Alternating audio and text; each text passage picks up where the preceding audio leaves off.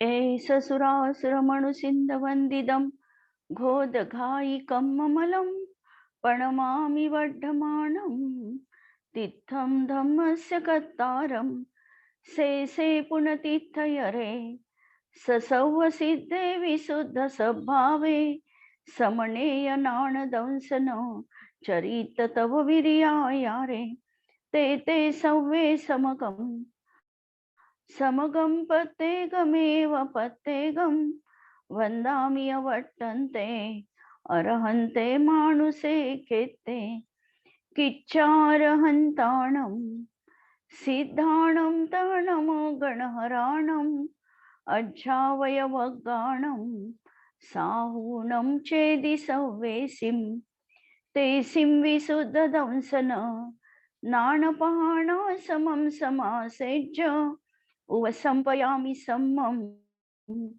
जतो निवाण संपत्ती. स्वाध्याय कक्ष संपेपर्यंत आपणा सर्वांना चतुर्विध आहाराचा त्याग असणार आहे. अंतिम शासन नायक 1008 भगवान महावीर स्वामी की जय.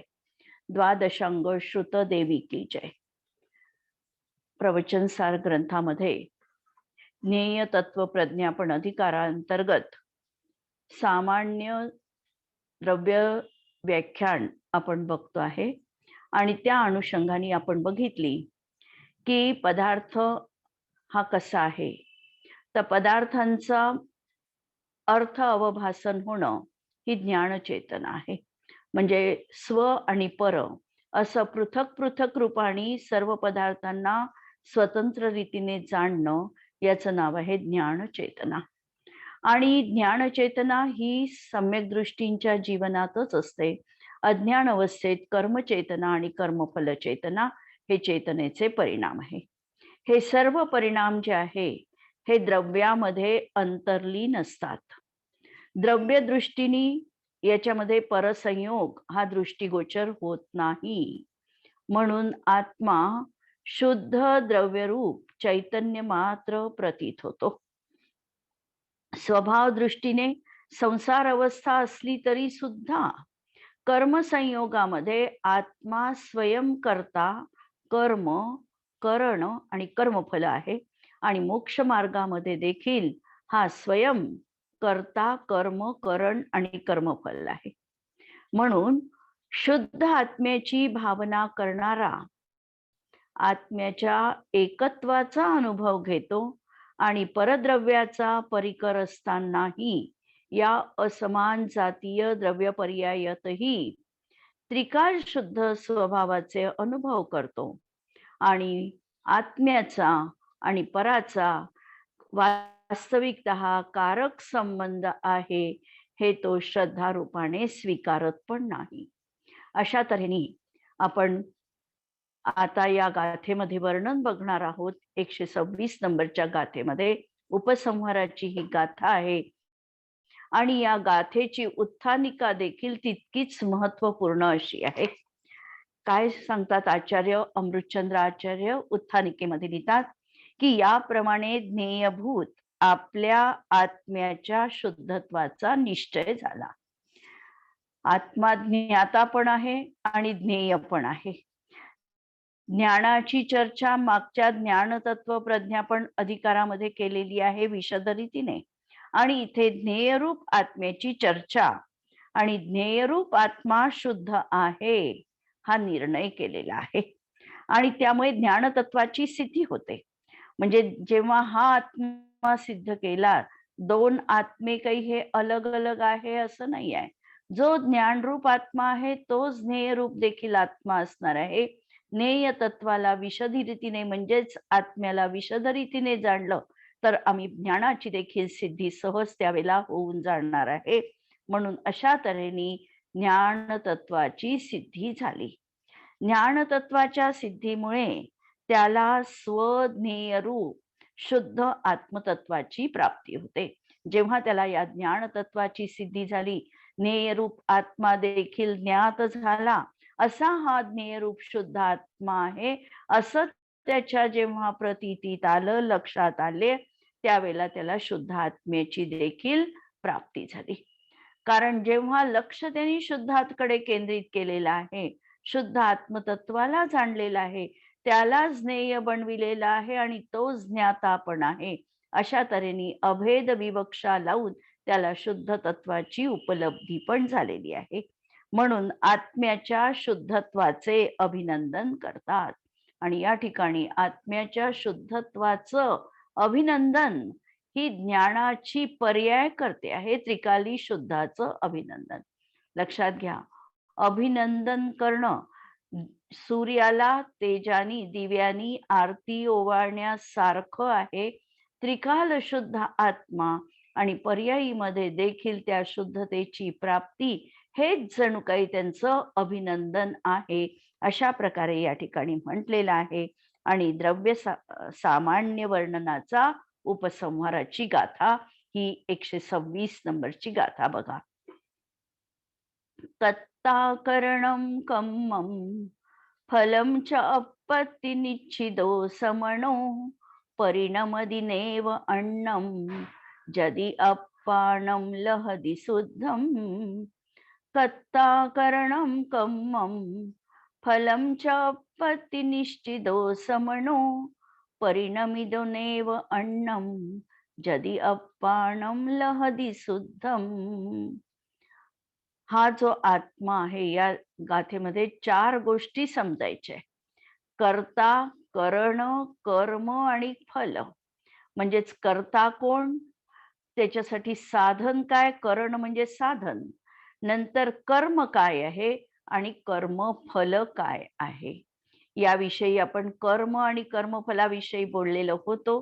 कर्म म्हणजे जे प्रतिसमय जीवाची पर्याय त्याला प्राप्त होते ते त्याचं कर्म आहे.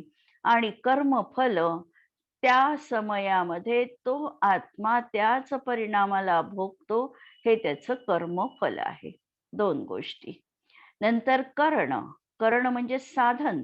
साधन काय आहे, तो उपकरण. जर आम्हाला शुद्धाची प्राप्ती पाहिजे असेल तर आम्हाला साधन देखील शुद्ध जीवनात अंगीकार करावं लागेल. जर शुद्ध आत्मा आम्हाला अभिप्रेत आहे तर रागादी विकल्प रहित स्वसंवेदन ज्ञान परिणाम हे त्यासाठी करण साधन असणार आहे. आणि कर्ता कोण, तर तो स्वतंत्र नीतीने परिणमित होतो, तो कर्ता. म्हणजे कर्ता स्वयं आत्माच आहे, करण स्वयं आत्मा आहे, कर्म आणि कर्मफल देखील स्वयं आत्माच असणार आहे. शुद्ध असो की अशुद्ध असो, या दोन्ही अवस्था गौण करून जे जे काही प्रतिसमय करणीय आहे त्याचा कर्ता कोण, हा आत्मा. कर्म त्याचं फळ कशावर पडतं आहे, ते कर्म. कशाने ते कार्य होत आहे, ते करण. आणि त्याला काय अनुभवन आहे, ते कर्मफल. अशा तऱ्हेने 4 गोष्टी ह्या आत्माच आहे असा निश्चिदो, असा निश्चय केला. कोण करणार हा निश्चय, तर समणो. समण. कारण जेव्हा प्रामुख्याने श्रमण या शब्दाला या ठिकाणी आचार्यांनी उद्योदित केलेला आहे. कारण ही जी वरची भूमिका आहे की ज्या ठिकाणी अभेद आत्मतत्वाची दृष्टी मुख्य राहिलेली आहे, असा हा सामान्य गृहस्थ हा अभेदात्म्यात जास्त का राहू शकत नाही स्थिर.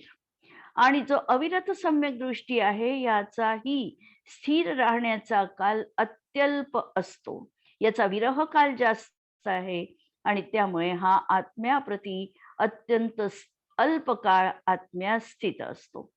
5व्या गुणस्थानात देखील त्याच्या जीवनामध्ये एवढी स्थिरता नाही. आणि म्हणून या ठिकाणी प्रामुख्याने समणो हा शब्द ठेवलेला आहे. श्रमण. श्रमण याचा अर्थ की जे साम्यभाव धारण करणारे मुनी आहेत ते, जे 6व्या 7व्या गुणस्थानवरती मुनी आहेत ते, किंवा जे जयसेनाचार्य श्रमण शब्दाबद्दल बोलतात की जे सुखदुःख, जीवित मरण, लाभ अलाभ, मित्र शत्रू यांना समान रीतीने बघणारा आहे, असा आहे ते कोण आहे, तर परममुनी आहेत असे. किंवा छडालाकार ज्याप्रमाणे म्हणतात की अरि मित्र महल मसान कंचन काच निंदन स्तुतीकरण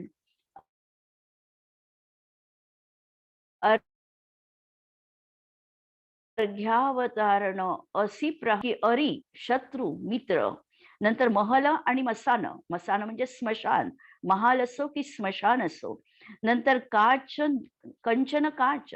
कंचन असो की काचेचा तुकडा असो.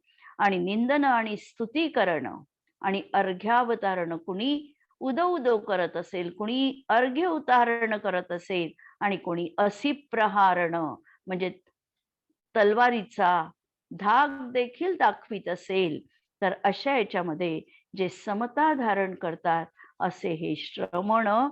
यासाठी हा निश्चय करणारा कोण आहे असा, तर तो श्रमण आहे. आणि जदी अन्नम नेव परिणती.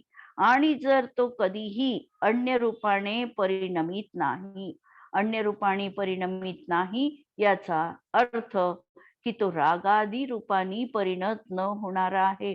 त्याच्या जीवनात निज शुद्धात्म रुची रूप निश्चल अनुभूती अभेद रत्नत्रयात्मक परम समाधी विद्यमान आहे. आणि त्यामुळे तो रागादी रूपाने परिणत न होणारा आहे. तर असा तो शुद्ध आत्म्यास प्राप्त करतो. शुद्ध आत्म्यास प्राप्त करतो. हे शब्दही ज्या ठिकाणी फिके पडतात की शुद्ध आत्मा तर हा स्वयंच आहे आणि शुद्ध आत्म्याला प्राप्त करणं म्हणजे काही बाहेरून ती आगंतुक आलेली गोष्ट नाही, तर जो स्वतःचा निज शुद्ध स्वभाव आहे हा फक्त त्या ठिकाणी उजागर झालेला आहे. आणि त्या आनंदामृतामध्ये हा नित्य रसपान करत आहे. हा अर्थ या ठिकाणी प्राप्त करण्याचा घ्यायचा आहे. जसं आम्ही म्हणतो की मला एखाद्या वस्तूची प्राप्ती झाली, तर प्राप्ती आमच्यासाठी दुसऱ्या वस्तूची त्या ठिकाणी आहे. असा हा शुद्ध आत्मा कुणीही दुसरा नाही, तर हाच याच्या जवळ की तो स्वयं तसाच आहे आणि तो त्याला आता उपलब्ध झालेला आहे. उपलब्ध झालेला आहे ही बोलण्याची भाषा आहे. तो त्या तत्वामध्ये लवलीन झालेला आहे. निज आनंदाची तो अनुभूती घेतो आहे. तर अशा तऱ्हेने या 4 गोष्टी म्हणजे आत्माच आहे असा निर्णय या श्रमणांनी मुनींनी केलेला आहे. आणि ते अन्य रागादी भावरूपाने परिणत होत नाही असा तो शुद्ध आत्म्याला जीवनात प्राप्त करतो. आणि शुद्ध म्हणजे काय, तर शुद्ध याचा अर्थ सांगितला की भाव कर्म द्रोह कर्म आणि नो कर्म रहित अशा शुद्ध बुद्ध स्वभावाला तो प्राप्त करतो. आता टीका बघा. जो जीव खरोखर याप्रमाणे करता, कर्त्याचा अर्थ बघितला की जो स्वतंत्र रीतीने कार्य करणारा आहे तो करता. म्हणजे यप परिणमती स करता, जो परिणमित होतो तो करता. आणि मागच्या गाथेमध्ये सिद्ध केलं की हा आत्मा स्वयं परिणमनशील आहे आणि त्यामुळे करता तो स्वयं आहे, स्वाधीन आहे असा हा साधक रूपाचा करता. नंतर करण म्हणजे साधन. आता आत्म्याची उपलब्धी करायची, आत्म्याची उपलब्धी करायची तर त्याच्यासाठी साधन हे देखील त्याचं स्वयं असणार आहे. तो साधनासाठी दुसऱ्यावर विसंबून नाही, परसाधन त्याच्या उपयोगी नाही. स्वतःचीच जी स्वसंवेदन्यान अवस्था तीच त्यासाठी साधन असणार आहे. नंतर कर्म. कर्म देखील जे निर्मल आहे, जे आपण कर्म निरुपाधी बघितलं ते कर्म या ठिकाणी घ्यायचं आहे. आणि असं कर्म आणि कर्मफल, कर्मफल म्हणत असताना देखील स्वतंत्र अनाकुल स्वभावी असं सौख्य हे त्याचं कर्मफल. हे आत्माच आहे असा निश्चय करून पहिल्यांदा तर अंतरंगामध्ये हा निर्णय करावा लागणार आहे. विचारपूर्वक आम्हाला योग्य पक्षाचा स्वीकार करावा लागेल. बुद्धीच्या प्रामाण्यावर कसून आमचं तत्व आम्हाला जीवनात प्रमाण मानावं लागेल. बुद्धी देखील आम्हाला हे सांगतं की हा जो परिणाम होतो आहे हा तुझा तूच आहे, तूच त्याचा कर्ता आहे आणि तूच त्याचा भोगता आहे. असा जेव्हा त्यांनी निश्चय केला तेव्हा तो परद्रव्य रूप परिणमित होत नाही. जेव्हा तो आत्माच आहे हा निर्णय केला तर तो अन्य द्रव्य रूप परिणत होत नाही, रागादी भाव रूपाने परिणत होत नाही, परद्रव्याला मी भोगतो ही त्याची मान्यता राहत नाही. तो आपल्या शुद्ध आत्म्याला प्राप्त करतो. तो शुद्ध आत्मा परद्रव्याच्या संपर्काने रहित असून त्याचे पर्याय द्रव्यामध्ये अंतर्लीन झाले आहे. आणि त्याचे जे पर्याय सगळे द्रव्यातूनच येतात आणि द्रव्यामध्येच विलीन होतात. त्याचे द्रव्यामध्ये विलीन होतात म्हणजे त्याच्या जीवनामध्ये मी पर्यायाला करणारा आहे अशा तऱ्हेची भेदवासना नष्ट झालेली आहे आणि म्हणून ते पर्याय देखील द्रव्यातच समाविष्ट झाले अशा तऱ्हेचं कथन या ठिकाणी केल्या गेलेलं आहे. जपा पुष्पाच्या सानिध्यामुळे उत्पन्न होणाऱ्या उपरागाने ज्याची वृत्ती रंजित झाली आहे अशा स्फटिकमण्याप्रमाणे, जरी आचार्यांनी फुल स्टॉप घेतलेला नाही तरी देखील आम्हाला सामान्य अर्थ बघायचा आहे. स्फटिक मणी आहे. स्फटिक मणी हा जपा पुष्पाच्या सानिध्यात आहे म्हणजे त्या स्फटिकाच्या मागे एखाद्या लाल रंगाचं फूल ठेवल्या गेलेलं आहे. आता जेव्हा लाल रंगाचं फूल स्फटिकाच्या मागे ठेवण्यात येतं तेव्हा तो स्फटिक लाल रूपाचा दिसतो किंवा त्याचा रंग लाल रूप परिणत झालेला आहे असं भासतं.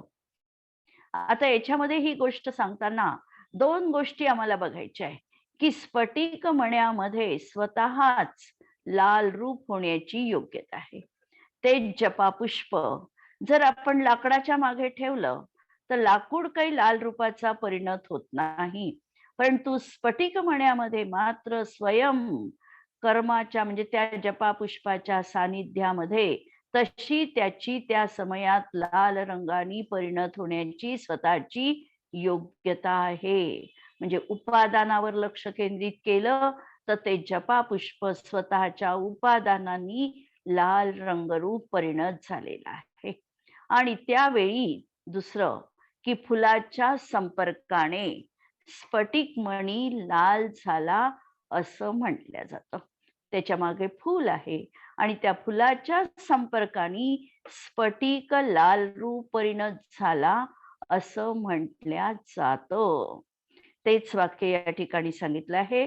जपा पुष्पाच्या सानिध्यामुळे म्हणजे फूल आहे त्याच्या मागे, त्यामुळे उत्पन्न होणाऱ्या उपरागाने, उपराग म्हणजे लालिमा घ्या, विकारी भाव घ्या किंवा मलिनता घ्या, त्यामुळे हा ज्याची वृत्ती रंजित झालेली आहे, कुणाची वृत्ती, त्या स्फटिकाची वृत्ती लाल रूप झालेली आहे अशा स्फटिक मण्याप्रमाणे. हे तर उदाहरण झालं आणि हे उदाहरण आपल्याला आता स्वतःवर लावायचं आहे कारण हा जे काही या मागच्या गाथा सांगितलेल्या होत्या याचं सगळं उदाहरणं स्वतःवरासाठी लावायचे आहे. त्यामुळे मी सुद्धा जेव्हा अनादि प्रसिद्ध पुद्गल कर्मबंधनाच्या उपाधीच्या सानिध्यामुळे उत्पन्न झालेल्या उपरागाने वृत्ती रंजित झाल्यामुळे परजन्य विकार युक्त होऊन संसारी होतो. काय आहे तर जसं आम्ही स्फटिकामध्ये बघितलं त्याप्रमाणे या जीवामध्ये देखील विकार रूप होण्याची याची स्वतःची स्वतंत्र योग्यता आहे. त्या लाल स्फटिक मण्यामध्ये लाल रंगाने जशी परिणमण्याची योग्यता होती त्याप्रमाणे या जीवामध्ये देखील अशा प्रकारे विकार रूप परिणमण्याची स्वतःची योग्यता आहे. आणि म्हणून आणि त्याला सानिध्य मिळालं अनादि प्रसिद्ध पुद्गल कर्मबंधाच्या उपाधीचं. कारण अनादि कालापासून हा कर्मबंध जीवाला आहे, त्याचा उदय येतो आहे आणि या उदयाच्या उपाधीच्या निमित्ताने म्हणजे उदयाच्या निमित्ताने काय होत आहे की याची वृत्ती, जीवाची वृत्ती जी आहे ती उपरागाने रंजित झाली आहे, म्हणजेच तो राग द्वेष मोहादी भाव रूपांनी परिणत झालेला आहे. तेव्हा कर्मसंयोगामुळे हा जीव विकारी झाला असं म्हटल्या जातं. म्हणजे पहिल्या उदाहरणाने सांगितलं, पहिलं उदाहरण दिलं आणि उदाहरणावरून आचार्य सिद्धांतावर आले. सिद्धांतामध्ये सांगितलं की ज्याप्रमाणे त्याच्यामध्ये लाल रूप परिणमण्याची योग्यता होती, त्याप्रमाणे ह्या जीवामध्ये देखील विकार रूप परिणमण्याची योग्यता होती आणि कर्मसंयोगामुळे हा जीव विकारी झाला असं म्हटल्या जातं. अशा तऱ्हेने हा झाला आणि हा संसारी झाला. आता अशा ह्या अवस्था बघत असताना, म्हणजे हा उपरागाने म्हणजे राग रूप परिणत झाला, तेव्हा सुद्धा कुणीही माझा नव्हता. तेव्हाही मी एकटाच उपरक्त ची स्वभावाने स्वतंत्र होसाता करता होतो. जेव्हा माझ्यामध्ये विकारी परिणमन झालं, तर कुणामुळे विकारी परिणमन झालं हा प्रश्न उत्पन्न झाला. तर कर्मामुळे मी विकारी झालो असं आचार्य या ठिकाणी सांगत नाही. आचार्य सांगणार आहे की राग आला, त्या रागाची जबाबदारी तू स्वीकार. किती काळपर्यंत तू कर्माला दोषी ठरवशील? बस झालं आता तुझं कर्माला दोषी ठरवणं. तू तुझ्यामध्ये तुझी योग्यता होती राग रूपाने परिणत होण्याची आणि म्हणून तू राग रूप परिणत झालेला आहे. तू एकटाच त्या ठिकाणी आपल्या स्वभावाला विसरून राग रूपाने परिणत झालेला आहे. म्हणून संसारी होतो तेव्हा सुद्धा कुणीही माझा नव्हता. तेव्हाही मी एकटाच उपरक्त ची स्वभावामुळे स्वतंत्र होसाता करता होतो आणि मी स्वतंत्र रीतीने त्या परिणामाचा मीच करता होतो. कर्माकडे न बघायचं आहे, न पराची दृष्टी या ठिकाणी ठेवायची आहे. दृष्टी फक्त प्रवचनसार, समयसार आदी अध्यात्म ग्रंथ वाचत असताना स्वतःची निज आत्मतत्वाचीच दृष्टी ठेवायची आहे. पराकडे इकडे तिकडे बघण्याचं स्वातंत्र्य आम्हाला या ग्रंथांमध्ये आचार्यांनी बिलकुल बिलकुल दिलेलं नाही. म्हणून सांगतात की हा ची स्वभावाने स्वतंत्र होसाता करता झालेला आहे. म्हणून याचा करता कोण? तर राग म्हणजे रागाचा करता कोण? तर हा जीवच रागाचा करता आहे. मी एकटाच उपरक्त ची स्वभावाने साधकम करण झाला आहे. करण कोण? त्याच्यासाठी सहकारी कोण पडलं? एखाद्या व्यक्तीने मला शिवी दिली म्हणून मला राग आला, म्हणजे ती व्यक्ती त्यासाठी साधन बनली असं आम्ही मिथ्या भ्रांतीने मानून बसतो. पण या ठिकाणी सांगतात त्या रागासाठी तूच साधकतम आहे, तूच करण आहे आणि म्हणून राग येण्याचं करण साधन तुझं तुझ्यात आहे. मी एकटाच उपरक्त चित परिणमनाच्या स्वभावाने आत्मद्वारा प्राप्त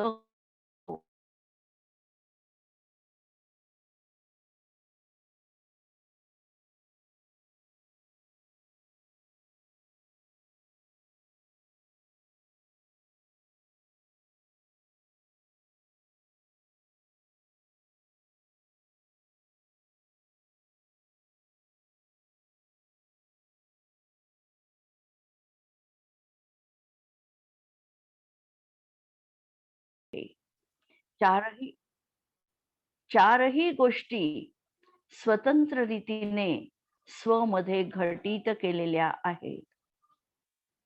आता ज्या वेळेला हे उदाहरण बंध मार्गासाठी सांगितलं, आता हीच गोष्ट आचार्य मोक्ष मार्गामध्ये देखील लावतात. बंध मार्ग हा विकारी मार्ग आहे आणि मोक्ष मार्ग हा अविकारी मार्ग आहे. मग आता तेच उदाहरण आणि तसेच शब्द आचार्य या ठिकाणी ठेवतात आहे. पहा, जपा पुष्पाचा संपर्क संपुष्टात आल्याने, तिथे जपा पुष्पाच्या सानिध्याने इथे संपर्क नष्ट झालेला आहे. त्यामुळे स्फटिकाचा सहज सुविशुद्ध स्वभाव विकसित होतो. आता ते लाल रंगाचं पुष्प काढून घेतलं त्यामुळे स्फटिकाचा सहज स्वभाव प्रगट झालेला आहे व त्यामुळे त्याचे परद्वारा आरोपित लालिमा वगैरे विकार समाप्त होतात आणि स्फटिक लाल आहे असं त्या ठिकाणी म्हटल्या जात नाही. त्याप्रमाणे अनादी प्रसिद्ध पौद्गलिक कर्मबंधन उपाधीचा संपर्क संपुष्टात आल्याने आणि हा कर्मबंधाचा संपर्क संपुष्टात येण्याचा उपायही आचार्यांनी आपल्याला दिलेला आहे 123-24 गाथेमध्ये, की कर्मबंधनाची शृंखला कशी तोडायची. पूर्वबद्ध कर्माचा उदय आला, भाव कर्म जीवाचं झालं आणि भाव कर्म जर जीवाशी तन्मय रूप झालं नाही, नवीन कर्माच्या बंधाला जर तो कारण पडला नाही, तर मात्र हा कर्म संपर्क तुटणार आहे. ही मोहाची नशा खंडित होऊ शकणार आहे. कारण 3 गोष्टी त्या ठिकाणी आपण बघितलेल्या होत्या. पूर्वबद्ध कर्माचा उदय, जीवाचं भाव कर्म आणि नवीन कर्मबंध. याच्यामध्ये पूर्वबद्ध कर्म हे आमच्या हातात नव्हतं. जीवाचा परिणाम करणं हेच जीवाच्या स्वाधीन होतं. त्यांनी तशा कशानी मलिन भाव केला नाही. त्याबरोबर नवीन कर्मबंध देखील त्याच्या जीवनात झाला नाही. म्हणून कर्मबंधन उपाधीचा संपर्क संपुष्टात आल्याने आणि ही देखील आमची स्वाधीन गोष्ट झाली. आत्म्याची सहज सुविशुद्ध आत्मपरिणती विकसित होते. त्यामुळे आता पुन्हा मीच परारोपित रागादी विकारांनी रहित झाल्यामुळे आचार्यांची भाषा अत्यंत स्टँडर्ड आणि उच्च दर्जाची भाषा आहे. त्यांना फुल स्टॉप किंवा स्वल्पविराम हे शब्दच त्या ठिकाणी त्यांच्या गाथेमध्ये किंवा पूर्ण टीकेमध्ये अत्यंत तुरळक रीतीने येतात. पण आपल्याला मात्र त्याला थोड्या थोड्या शब्दांनी बघावं लागणार आहे, की त्यामुळे आता पुन्हा मीच पर आरोपित रागादी विकारांनी रहित झाल्यामुळे हा जीव स्वयं पराच्या उपाधीनी रागादी विकारांनी रहित झाला. म्हणजे हा स्वयं त्याचा कर्ता बनला आणि एकांताने मुमुक्षु आहे. आता या क्षणीही माझा दुसरा कुणीही नाही. जसा संसार मार्ग त्याला एकट्याला अनुसरण करायचा होता, तसा हा मोक्ष पथिक देखील आता मुमुक्षु देखील आता एकांताने आपल्या मोक्ष मार्गाचा पथिक बनणार आहे. याच्यामध्ये देखील दुसऱ्या कुणाचीही साथ संगती त्याला मिळणार नाही. संसार मार्गामध्ये आम्ही असं मानतो की आम्हाला अनेकांची साथ संगती आहे, पण तिथे देखील तो एकटाच आहे आणि हा मोक्ष मार्ग याच्यामध्ये देखील याला कुणीही साथी सगा असणार नाही. म्हणून याला दुसरा कुणीही नाही. मीच एकटा सुविशुद्ध चिस्वभावाने करत आहे. माझ्या परिणामांचा हा जो अविकारी परिणाम माझ्या जीवनात आहे, त्याचा मीच माझा करता आहे. मीच एकटा सुविशुद्ध स्वभावाने साधकतम करण आहे. माझच आता स्वसंवेदन ज्ञानाची उपलब्धी झाली आणि हेच माझ्यासाठी करण रूप बनलं, साधन रूप बनलं. इथे करण या शब्दाचा अर्थ साधन हा घ्यायचा आहे. करण या शब्दाला अनेक अर्थ आहे. करण म्हणजे इंद्रिय पण होतो, करण म्हणजे परिणाम पण होतो, करण म्हणजे साधन पण आहे. आणि आम्ही कर्ण षटकारकामध्ये तिसरं कर्ण हा शब्द त्या ठिकाणी या दृष्टीतून इथे तो घ्यायचा आहे. आणि मीच एकटा सुविशुद्ध चित परिणमनाच्या स्वभावाने आत्मद्वारा प्राप्य कर्म आहे. आणि मीच एकटा सुविशुद्ध चित परिणमनाच्या स्वभावाने उत्पन्न करण्यायोग्य अनाकूल स्वरूप सौख्य नामक कर्माचं फल आहे. आणि या सर्वांनी अशा तऱ्हेने एकत्र स्वतंत्र रीतीने बघून याच्या माध्यमातून मला अनाकूल स्वरूप सुख जीवनात प्राप्त होणार आहे. मागच्या पॅरामध्ये सांगितलं होतं की विपरीत स्वरूप दुःख नामक कर्मफल होतो. विरुद्ध कथन या ठिकाणी आलेलं आहे. वरच्यामध्ये बंध मार्ग दाखविला आणि या ठिकाणी मुक्ती मार्ग प्रशस्त दाखवत आहेत.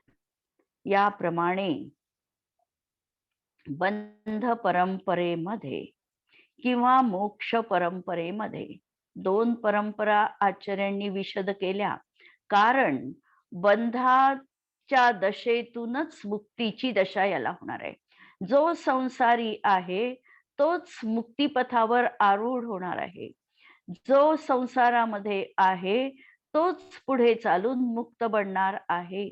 म्हणून आचार्य दोहोंनाही त्या ठिकाणी समान रीतीने कथन करत आहे आणि दोहोंमध्ये समानता दाखवून कर्ता, कर्म, करण आणि फल याच्यामध्ये एकता, एकत्व, अनुभव हे तो सांगत आहेत.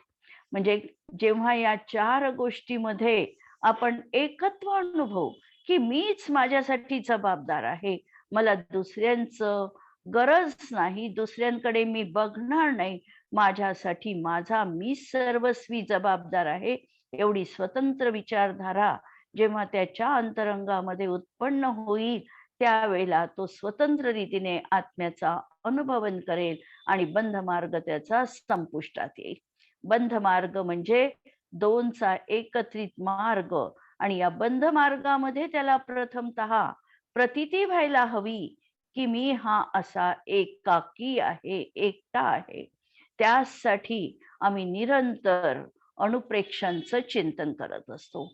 अनुप्रेक्षांमध्ये अशरण अनुप्रेक्षा, एकत्व अनुप्रेक्षा, संसार अनुप्रेक्षा, लोक भावना, म्हणजे या सगळ्या भावना 12 भावना 12च्या माध्यमातून चिंतन करून आम्हाला निज आत्मतत्वाची अनुभूती घेण्याची प्रेरणा आचार्य पदोपदी देत आहे. हा तर अध्यात्म ग्रंथ आहे, पण साधा आमचा नेहमीचा गद्यपाठ असेल, अनुप्रेक्षांचं चिंतन असेल, त्याच्यामध्ये देखील आम्हाला आत्म्याचं असं एकत्व रूप आणि विभक्त्व रूप असं दाखवलंय. अन्यत्व आणि एकत्व दोन भावना जोड भावना आहे. एकत्व मध्ये आत्मतत्वाशी एकत्व दाखवलंय, एकटेपणा बघायचाय आणि अन्यत्व मध्ये परद्रव्यांपासून पृथकपणा बघायचा आहे. आणि परद्रव्यांना जेव्हा मी बाजूला करत जाईल की हे माझं नाही, हे माझं नाही आणि याची व्याप्ती वाढते मग. आणि पहिल्यांदा तर स्थूल आम्ही बाजूला करू शकतो.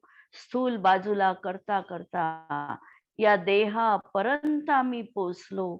लक्षात आलं की देह ही माझ्यापासून पृथक आहे. नंतर आम्ही आमच्या रागादी परिणामांवर पोचलो. तिथेही आम्हाला त्याच्यापासून आमचं वेगळेपण स्वभावानी प्रतिभासित झालं की अरे रागाचा स्वभाव वेगळा आहे आणि आत्म्याचा स्वभाव वेगळा आहे. आणि अशा तऱ्हेने या बंध मार्गामध्येच भेद विज्ञानाच्या कसोटीने आम्ही दोनला पृथक करण्याचा प्रयत्न केला आणि जेव्हा ते पृथक झालं तेव्हाच आमच्या मोक्ष मार्गाची सुरुवात होणार आहे. आज मला वाटते आपण या ठिकाणी थांबूया आणि उद्याच आपण नंतर बघू परवाच्या याच्यामध्ये. जिनवाणी के ज्ञान ते सुझे लोकालोक, सो जिनवाणी मस्तक नमो सदा देत हूँ हो. नमो अरिहंताणम, नमो सिद्धाणम, नमो आयर्याणम, नमो वज्रायाणम, नमो लोये सवसाहुनम.